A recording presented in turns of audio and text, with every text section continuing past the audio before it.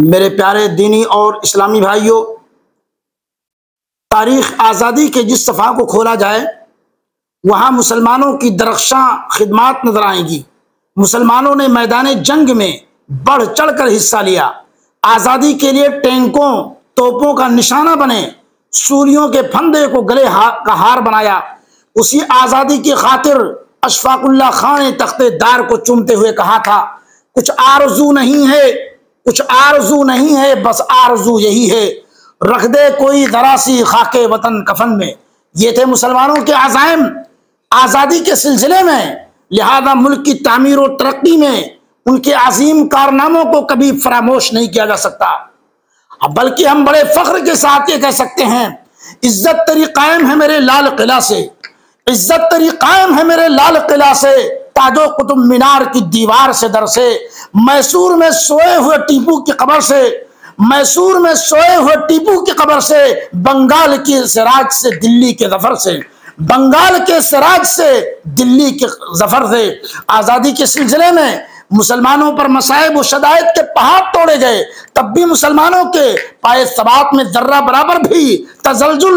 لڑکھڑاہٹ نہ پیدا ہوئی، حتیٰ کہ ایک معاصر مصنف کا کہنا ہے میرے بھائیوں کہ 27,000 اہل اسلام نے پھانسی دی ہے اس جنگ آزادی کے اندر۔ مولانا ابوالکلام آزاد کی میرے بھائیوں قلمی و زبانی قربانیوں کو تاریخ کبھی فراموش نہیں کر سکتی۔ مولانا ابوالکلام آزاد کی ادارت میں چلنے والے نکلنے والے الہلال البلاغ اور اسی طریقے سے لسان الصدق جیسے جرائد روح پرور خطابات نے مسلمانوں کو جنگ آزادی کے لیے آمادہ کیا، اور یہی وقت کا تقاضا بھی تھا کہ مولانا محمد علی جوہر کے بارے میں مسٹر نہرو کہتے تھے کہ جب آپ جیل میں بند کر دیے گئے تو آپ کی بیٹی آمنہ بیمار ہو گئی، اس نے باپ کے پاس ایک لیٹر ایک خط لکھا کہ میں ٹی بی کی مرض میں مبتلا ہوں، لہذا آپ کو دیکھنے اور ملاقات کرنے کی تمنا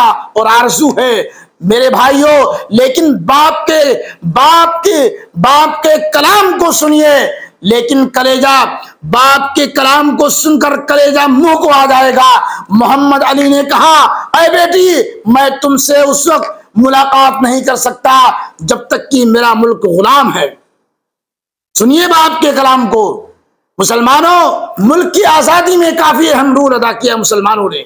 اور دوسری قوموں کے مقابلے میں مسلمانوں کی خدمات اور کوششیں آزادی وطن کے بعد میں کافی اہمیت کی حامل ہیں میرے بھائیوں، جنہوں نے صدیوں سربکفن مسلسل جدوجہد، گھر بار چھوڑا، جلا وطن ہوئے، کالے پانی کی صعوبتیں برداشت کی، اور اس قدر بے دریغ اپنی عزیز جانوں کی قربانیاں دیں کہ صبح آزادی بہرحال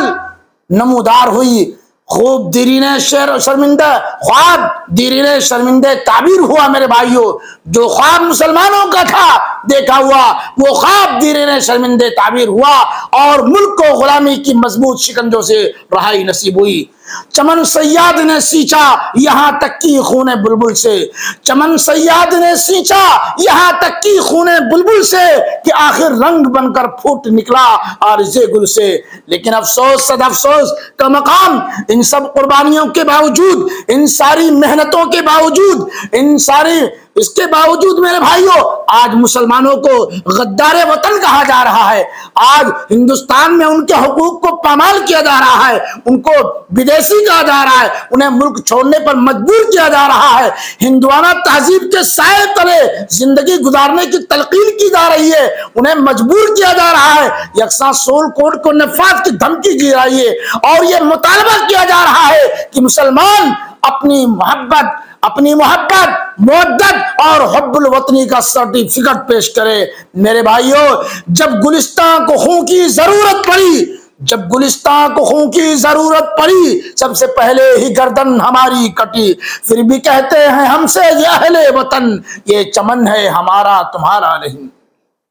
حالانکہ مسلمان یہاں کا شہری ہی نہیں بلکہ یہاں کا دستور و قانون کا شریک و سہیم بھی ہے۔ وہ جہاں بھی رہے گا ابراہیمی تہذیب و تمدن پر زندہ رہے گا اور پتھروں کے دیوتاؤں کو سجدہ کبھی نہیں کر سکتا ہے۔ وہ اپنے ایمان و اسلام اور اذعان و اقان کی مکمل حفاظت کرے گا۔ اس کے لیے میرے بھائیوں، اس کے لیے بڑی سی بڑی طاقت سے ٹکرا جائے گا، لیکن مسلمان کبھی بھی اپنے ایمان کا سودا نہیں کر سکتا ہے۔ وہ سنگے گراں جو حائل ہے، وہ سنگے گراں جو حائل ہے، رستے سے ہٹا کر دم لیں گے۔ ہم راہ وفا کے رہبر ہے، منزل ہی پہ جا کے دم لیں گے، منزل ہی پہ جا کے دم لیں گے۔ والسلام علیکم ورحمۃ اللہ وبرکاتہ۔ جنگ آزادی کے سلسلے میں یہ میری کچھ مختصر معلومات تھی جو میں نے آپ کو دی ہیں۔ اللہ رب العالمین ہم تمام لوگوں کو اپنے ملک کے اندر امن و امان کے ساتھ رہنے اور جینے کی اللہ ہم سب کو توفیق عطا فرمائے، آمین۔ وآخر دعوانا الحمدللہ رب العالمین۔